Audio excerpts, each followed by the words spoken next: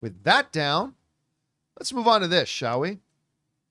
You know, period, end stop, no further discussions. The absolute greatest thing Star Wars has done since Return of the Jedi has been Andor. That's just it. There's no discussion. There's no debate. That's it. Of course, everything's subjective. You may feel differently, and that's fine. I'm just saying. So, end of discussion. Andor is simply the best thing Star Wars has ever done in the last number of decades. It's remarkable. Now, season 1 got rewarded with something that, everybody says awards bodies don't recognize genre. Well, season 1 actually got nominated for the highest award there is in television. Best drama series at the Emmys. Could it do it again? Because season 2, I would say, elevated the shit out of it and was even better than season 1. And well, the Emmy nominations came out this morning. And Andor, once again, nominated for Best Drama Series at the Emmys and accumulated 14 nominations in total. But as far as I'm concerned, it's desperately missing one. We'll talk about that in a second. So the industry trade, The Playlist, wrote the following, that one of the most critically acclaimed series of the year, in fact, of the century, Tony Gilroy's Andor found some Emmy love for its second and final season. Perhaps not all the recognition fans were hoping for, but a respectable amount, including a key original drama series nomination. It goes on to write about this. The good news for 2025 was that the series also duplicated its nominations in the original writing, so it was nominated for Best Writing for a drama series and Outstanding Direction for a drama series. Other nominations included Outstanding Guest Actor for Forrest Whitaker. He was great in that. I've never liked him better as Saw than I did in that one episode. Anyway, Outstanding Writing for a drama series for Dan Gilroy. Outstanding Music Composition for a series. Outstanding Cinematography for a series. Outstanding Visual Effects for a season or a movie. It has also earned nominations for Outstanding Production Design, for Narrative Period or Fantasy Program, Outstanding Fantasy Sci-Fi Costumes, and more. Andor did it again. And, there are only so many nominations that get put out for Best Drama Series. I'll list off here are all the nominees for Outstanding Drama Series. There were, I believe, 8 of them. Andor, The Diplomat, The Last of Us. I was happy to see Paradise got a nomination. I know. For Best Series. The Pit, which I think it's between The Pit and Andor, personally.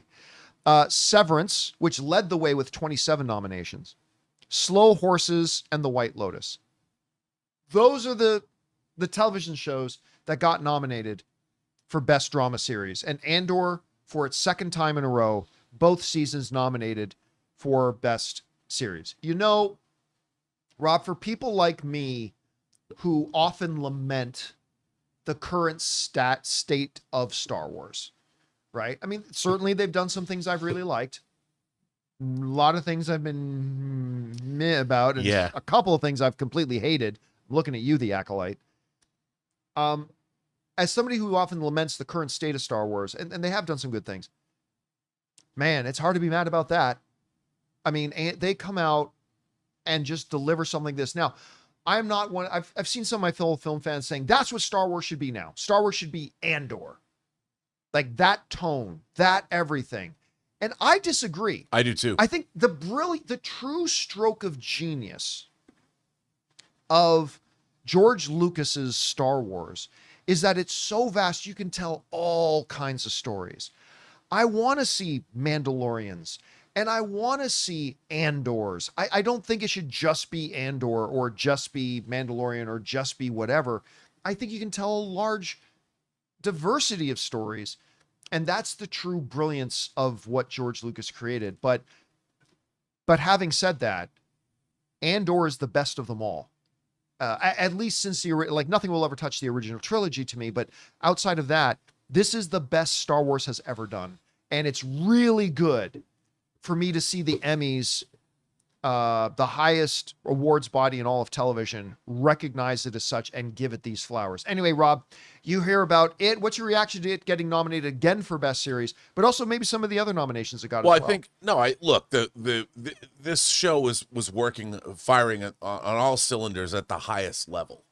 So it's not surprising to me that it's recognized for excellence. I think it was episode 8 when the big revolt's going to happen in the square, and I think it was episode 8. That one of the great hours of TV I've seen in years. I mean, incredible. And I even liked episode 9 more.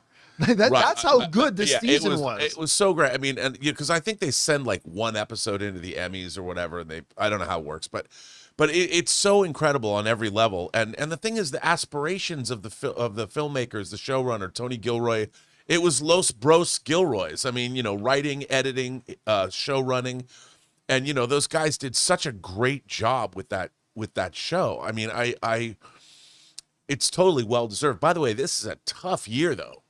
A lot of great competition. Oh yeah. And it shows you how, whether it's genre programming or whether it's comedy programming or whether it's just drama programming, we're getting incredible televised entertainment. Yeah. And we're living with an embarrassment of riches. But I would love to see Andor. It'd be neat to see a Star Wars series take home a bunch of I gotta say though, awards. 14 nominations, best series. That's all great.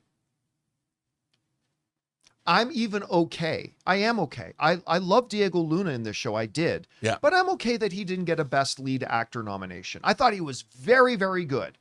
And I certainly was kind of crossing my fingers he'd get a nomination. But I'm okay that he didn't because he was very, very good. But, it wasn't the best I've seen all year. But there is one that really stood out to me that of not being there. And I'm not even talking about Skarsgård. Like, I think Skarsgård very easily could have gotten a Best Supporting Actor in a drama series nomination. But I'm not outraged by him being missing from that. You know who I'm outraged by them being missing? Genevieve O'Reilly. 100%. As Mon Mothma. She was the emotional weight, I think, of the show. Like, she made me so entrenched in her and her character. I mean, even take out the Star Wars rave, which is I think one of the great scenes of the season. Plus, we got an EDM droid. Yeah. Bring it on. Her whole performance throughout the entire season was absolutely fantastic. And it's the one thing, like, no Diego Luna. Okay. No Stellan Skarsgård. Okay. It would have been nice seeing there, but okay. Or even Adria Arjona. Like, I totally could have seen her maybe getting a nomination. She didn't, but I'm okay with that. But O'Reilly's performance, not getting a Best Supporting Actress nomination, I am outraged, Rob. Outraged, I tell you. As you should be. Are there any from Andor that you feel maybe might be missing from this? No, I mean, to me, she was the standout because of how much she had to go through. If you're not going to get Stellan Skarsgård, and I think, look, it was last season with that speech, and I think the speech. And I think, look, I do think genre programming still has to overcome a certain prejudice in terms of they don't think of it as being as weighty, although that's changing on TV with shows like Severance. And it was great to see Sterling K. Brown get a nod for Paradise because that's a total genre show too. Yeah, I mean, she was the heart and soul of this film because, she had to bring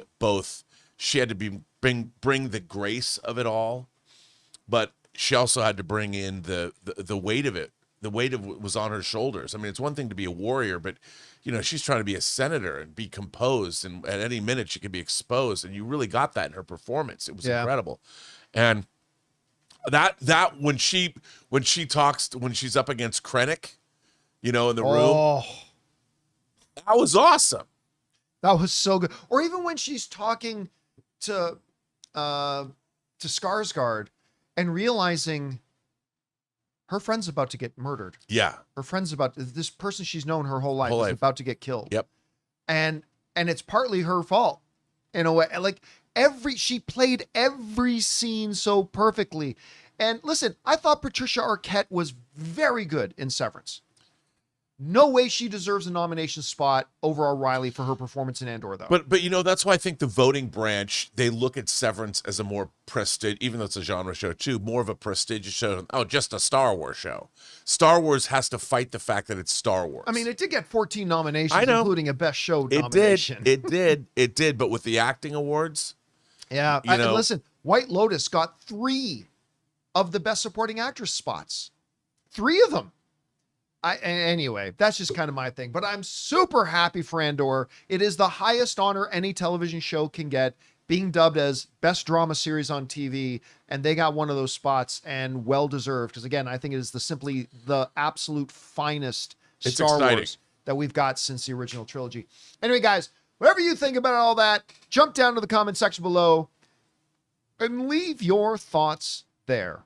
Hey guys, thanks so much for watching this video. Make sure you like the video, leave a comment, and subscribe to our channel. And don't forget, we have a daily podcast called the John Campea Show podcast, available on Apple Podcasts, Spotify, or your favorite podcasting app of choice. Go and subscribe to it today so it'll be there when you need it.